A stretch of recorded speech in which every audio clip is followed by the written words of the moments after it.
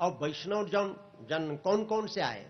भृगुर वशिष्ठश्च वनश्च गौतमो मेधातिथिर्देवल देवरातौ रामस्तथा गाधिसुतश्च साकलो मृकण्डुपुत्रा त्रिजपिप्पलादः योगीश्वरौ व्यास पराशरौ च छाया सुको जाजलिजानुमुख्या सर्वेप्यमी मुनिगणा सपुत्र शिष्याः स्वस्त्रीभिरायुरति प्रणयेन युक्ताः।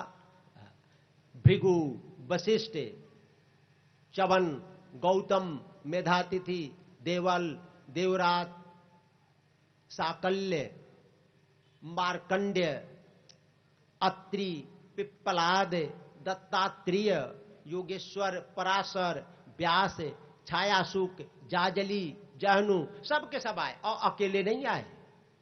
कथा सुनने के लिए जाए तो जोड़ा से जाए। स्व स्त्री भी राया युरति प्रणय नियुक्ता, अपनी स्त्री को लेकर के आए। बच्चा पीछे न रह जाए तो बच्चे को भी लेकर आए, शिष्य पीछे न रह जाए तो अपने शिष्य को भी लेकर के आए। यानी कथा श्रवण करने के लिए आए तो आस पड़ोस के पुरुषों को भी, स्त्रियों को भी, बाल वृद्ध को भी इंगित करना चाहिए कि चलो चलो यहां पर दिव्य महोत्सव संपादित हो रहा है जहां संपूर्ण कल्याण की प्राप्ति होगी। चलो चलो चलो, सबको इकट्ठा करके ले आए। आंदोलन करना हो, जुलूस निकालना हो तो सबको इकट्ठा करेंगे। चलो चलो चलो चलो, 500 रुपया मिलेगा, भोजन भी मिलेगा चकाचक। हाँ, यहां क्या मिलेगा? यहां आएंगे तो कुछ चढ़ाना ही पड़ेगा। तो सबको इकट्ठा करके ले आए और प्रारंभ हो गया। सनकादिकों ने कथा कहना प्रारंभ किया। यस्या श्रवण मात्रेण मुक्ति करतले स्थिता, भागवत की कथा सुनाने लगे। भाई सुनो, इसके सुनने से मुक्ति उसके हाथ में आ जाती है, हाथ एकदम हथेली में आ जाती है। इसलिए सदाशिव्या श्रीमद्भागवती कथा यस्या श्रवण मात्रेण हरिश्चित्तम समाश्रय। हमेशा, एक दिन नहीं। कोई कहे कि हम तो एक बार कथा सुन लिया, अब दोबारा क्या सुने? सदा, हमेशा, रोज रोज सुनो, रोज रोज सुने। मैं बताऊं, मैं भागवत को 1500 बार तो हम अध्ययन किए ही होंगे, लेकिन ऐसा लगता है कि अभी तो बहुत कुछ सीखना इसमें बाकी है। ये पूरा ही नहीं होता है। ऐसा सागर है, इसमें जितनी डुबकी लगाते जाएं उतना ही रतन मिलेगा, बाहर रतन नहीं मिलेगा। डुबकी लगाओ, एक बार नहीं, 2 बार। पहली बार में तो समझ में नहीं आएगा भागवत। पहली बार कोई सुने तो जी में उबासी आएगी, मचलाएगा। चलो चलो चलो, चित्त चंचल होगा। 2 बार, 4 बार, 10 बार, 20 बार जब सुनेगा तब लगेगा कि हाँ हाँ, अब ये प्रकरण आने वाला है, अब ये प्रकरण आने वाला है, अब ये प्रकरण आने वाला है। तो एक बार नहीं, सदाशिव्या श्रीमद्भागवती कथा हमेशा। किम श्रुतैर्बहुभिः शास्त्रैः पुराणैश्च भ्रमावहि एकम भागवतम शास्त्रम मुक्तिदानेन गर्जति। बहुत से शास्त्रों का अध्ययन करने से कोई प्रयोजन नहीं, पुराणों को सुनने से प्रयोजन नहीं। एकम भागवतम शास्त्रम, एक भागवत शास्त्र ही गर्जना कर रहा है, नगाड़ा बजा रहा है, आमंत्रित कर रहा है, आओ आओ आओ। मुक्ति देने के लिए तो हम ही बहुत है, दूसरे जगह जाने की जरूरत नहीं है। इसकी महिमा का वर्णन कर रहे हैं। अश्वमेध सहस्त्राणि वाजपेय शतानि च शुक शास्त्र कथायाश्च कलम नारहन्ति खोड़सिम न गंगा न गया काशी पुष्करम न प्रयागकम शुक शास्त्र कथायाश्च फले न समताम नयत। हजारों अश्वमेध यज्ञ, सैकड़ों वाजपेय यज्ञ मिलकर भी इसके 16वें अंश के पुण्य के बराबर भी नहीं होंगे। संपूर्ण तीर्थ, न गंगा न गया न काशी न प्रयाग, जितने तीर्थ हैं इसकी समता नहीं कर सकते। अश्लोकार्धम अश्लोकपादम वा नित्यम भागवतोद्भवम पठस्व स्वमुखे नैव यदीक्षसि परम गतिम।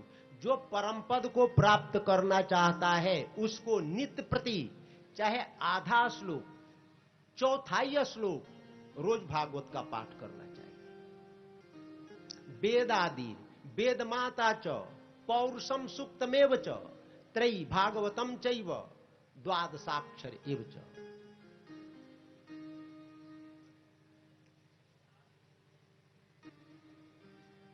ये तुलना कर रहे कौन कौन वस्तुएं ये एक है। वेद, प्रणव, ओम, गायत्री मंत्र, पुरुष सूक्त, सहस्त्र शिखा पुरुषा, ये गाते हैं पंडित लोग। ये त्रयी, वेद, वेद को त्रयी कहा जाता है। त्रयी यानी जिसमें कर्म, उपासना और ज्ञान का वर्णन हो, त्रयी है, तो वेद को त्रयी कहा जाता है, त्रयी। और भागवत, द्वादशाक्षर एवच, द्वादशाक्षर मंत्र, कौन सा? ओम नमो भगवते वासुदेवाय, ये मंत्र।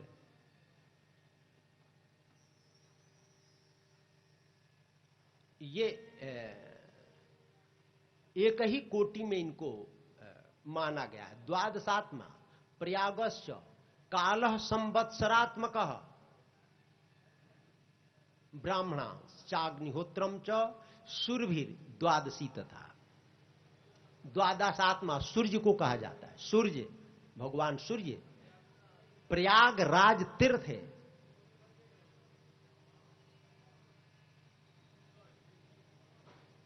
द्वादशात्मा प्रयागश्च कालः संवत्सरात्मक, और काल रूप संवत्सर ब्राह्मण, अग्निहोत्र, अग्निहोत्र कहते हैं जहां नित्य अग्नि प्रज्वलित रहे। ब्राह्मणों का, विद्वानों का ऐसा मत है कि जहां नित्य अग्नि प्रज्वलित रहती है, जैसे ब्राह्मण लोग नित्य हवन करते हैं, तो हवन करने के लिए उनको अग्नि प्रज्वलित न करना पड़े, यानी नित्य अग्नि प्रज्वलित रहे, उसी में वो आहुति करे। तो ऐसा कहते हैं लोग कि वहां पर कभी दुर्भिक्ष नहीं होता, अकाल मौत नहीं होती है, वहां के प्राणियों में वैरभाव नहीं होता है। ऐसा संतों का मत है, अभिमत है। ब्राह्मणश्चाग्निहोत्रम च सुरभि, गाय, और द्वादशी तिथि, तुलसी च बसंतश्च पुरुषोत्तम एवच, तुलसी, बसंत ऋतु और भगवान नारायण, ये 16 वस्तु। एतेषां तत्वतः प्राज्ञैर न पृथक भाव इष्यते, इनमें पृथक पृथक भाव नहीं करना चाहिए। ये 16 वस्तुएं एक मानी गई है। उक्तम भागवतम नित्यम, कीर्तम च हरिचिंतनम, तुलसी पोषणम चैव धेनूनाम सेवनम समम। ये जो 4 वस्तुएं हैं, ऐसा हमारे विद्वान लोग, महापुरुष लोग, ज्ञानी लोग कहते हैं कि ये अपने जीवन में 4 वस्तुओं को नित्य धारण करना चाहिए। नित्य भागवत का पाठ करे, चाहे एक श्लोक क्यों न करे, नित्य, रोज।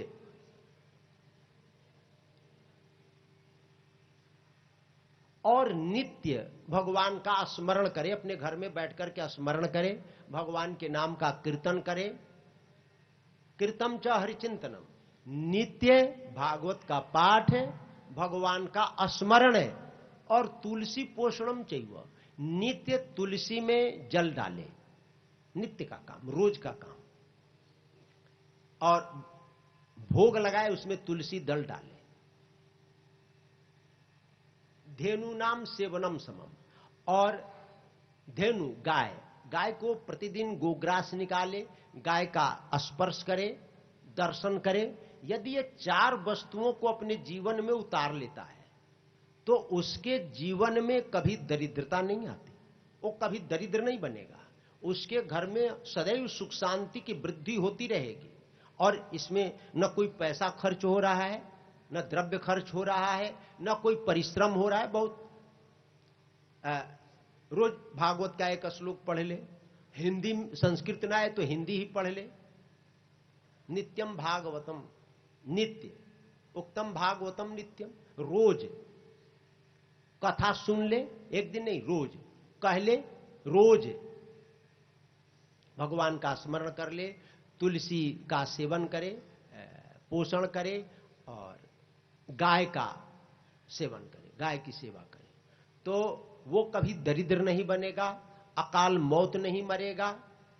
अकाल मृत्युहरणम सर्वव्याधि विनाशनम विष्णु पादोदकम पित्वा पुनर्जन्म न विद्यते। जिसमें तुलसी दल डाल दिया जाए उसको विष्णु पादोदक बोलते हैं। उसका सेवन करने वाला अकाल मौत नहीं मरता है।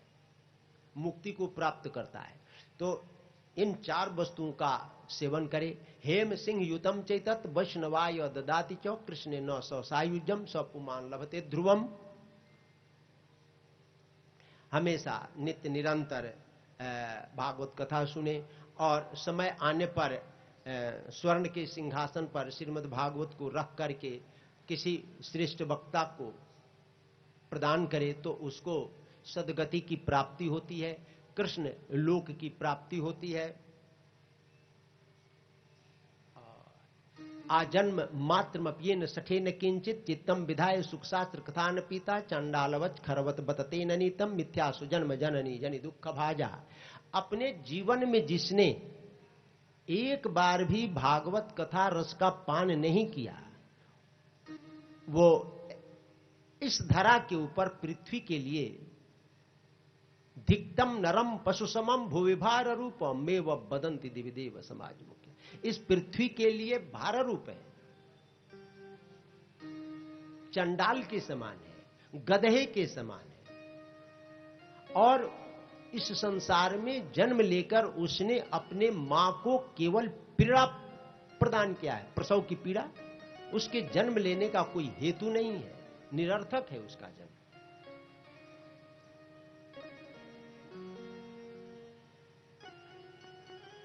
ये श्रीमद् भागवत क्या चीज है?